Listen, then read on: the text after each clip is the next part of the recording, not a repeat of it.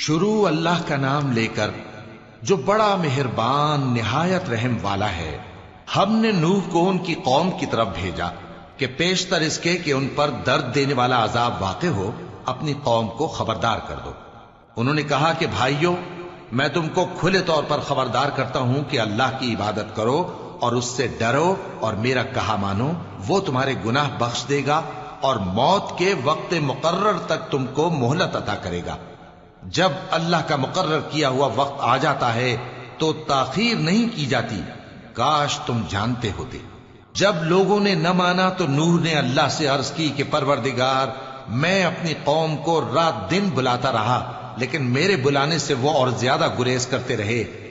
جب میں نے ان کو بلایا کہ توبہ کریں اور تو ان کو معاف فرمائے تو انہوں نے اپنے کانوں میں انگلیاں دے لی اور اپنے اوپر کپڑے اوڑھ لیے اور اڑ گئے اور خوب تکبر کرنے لگے۔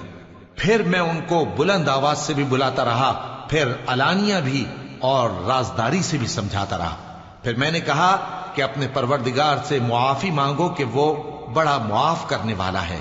وہ تم پر آسمان سے موسلا دھار میں برسائے گا اور تمہارے مال اور بیٹوں میں اضافہ کرے گا اور تمہیں باغ عطا کرے گا اور ان میں تمہارے لیے نہریں بہا دے گا۔ تم کو کیا ہوا ہے کہ تم اللہ کی عظمت کا اعتقاد نہیں رکھتے، حالانکہ اس نے تم کو طرح طرح کی حالتوں میں پیدا کیا ہے؟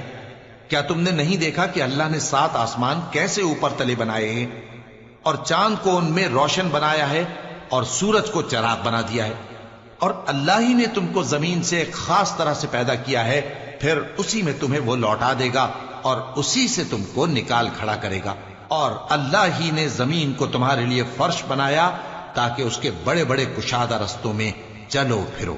آخر میں نوح نے عرض کی کہ میرے پروردگار، یہ لوگ میرے کہنے پر نہیں چلے اور ایسوں کے تابع ہوئے ہیں جن کو ان کے مال اور اولاد نے نقصان کے سوا کچھ فائدہ نہ دیا، اور وہ بڑی بڑی چالیں چلے اور کہنے لگے کہ اپنے معبودوں کو ہرگز نہ چھوڑنا، اور ود اور سوا اور یغوس اور یعوق اور نصر کو کبھی نہ چھوڑنا۔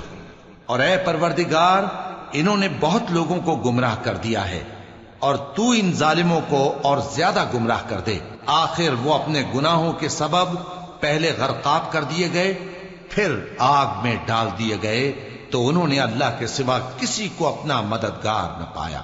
اور پھر نوح نے یہ دعا کی کہ میرے پروردگار، ان کافروں میں سے کسی کو زمین پر بستہ نہ رہنے دے، اگر تو ان کو رہنے دے گا تو یہ تیرے بندوں کو گمراہ کریں گے، اور ان سے جو اولاد ہوگی وہ بھی بدکار اور ناشکری ہوگی۔ اے میرے پروردگار، مجھ کو اور میرے ماں باپ کو اور جو ایمان لا کر میرے گھر میں آئے اس کو اور تمام ایمان والے مردوں اور ایمان والی عورتوں کو معاف فرما، اور ظالم لوگوں کے لیے اور زیادہ تباہی بڑھا۔